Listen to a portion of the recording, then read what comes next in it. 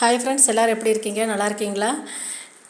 இந்த வீடியோ என்ன வீடியோன்னு பார்த்தீங்கன்னா, வெயில் காலம் வந்தாச்சு. அதுக்கப்புறம் வெயில் காலத்தை பயன்படுத்தி நம்ம ஒரு முக்கியமான வேலை எல்லாமே செய்வோம் பார்த்தீங்களா? அரிசிக்கூழ் வடகம் செய்கிறது, அதுதான் நானும் செஞ்சிட்ருக்கிறேன். அரிசிக்கூழ் வடகம் வந்து நம்ம இந்த வெயிலில் மட்டும்தான் நமக்கு வேணுங்கிற அளவுக்கு செஞ்சு வச்சுக்க முடியுங்க. அதனால தான் பார்த்திங்கன்னா நானும் செய்யலான்னு ரெடி பண்ணிகிட்டு இருந்தேன்.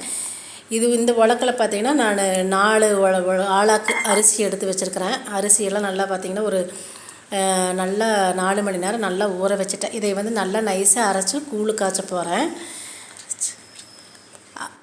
அரிசியெல்லாம் பார்த்திங்கன்னா நல்லா அரைச்சி நைஸாக அரைச்சி எடுத்தாச்சு. அதுக்கப்புறம் இந்த உலக்கில் ஒரு உலக்கு அரிசிக்கு 5 உலக்கு தண்ணி, அதே மாதிரி 20 உலக்கு தண்ணி ஊற்றி வச்சுருக்கேன்.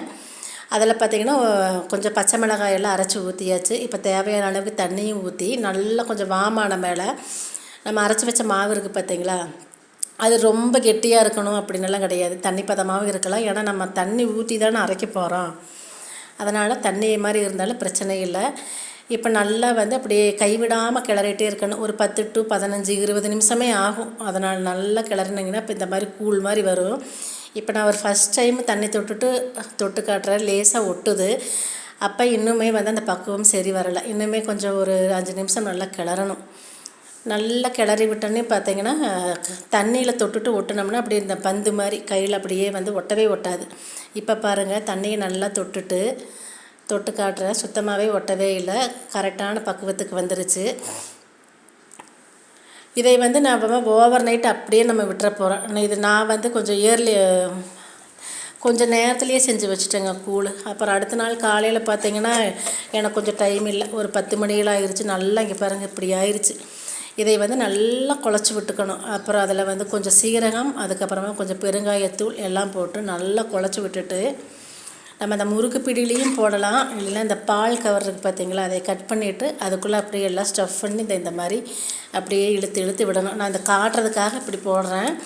நம்ம வந்து நல்லா சுத்தமாக நம்ம மொட்டை மாடி இருந்துச்சுன்னா நல்லா கூட்டி விட்டுட்டு வெள்ளை துணி ஒன்று விரித்து விட்டு இந்த மாதிரி பால் கவர் அல்லது முறுக்கு பிடி அதில் நமக்கு எப்படி வேணாலும் நம்ம போட்டுக்கலாம்.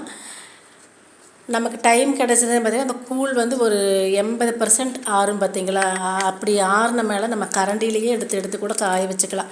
நான் இப்படி முறுக்கு பிடியில் போட்டேன். இது பார்த்திங்கன்னா எனக்கு செட் ஆகலை. ஏன்னா நான் ரொம்ப நேரம் விட்டுட்டேன்னா செட் ஆகலை.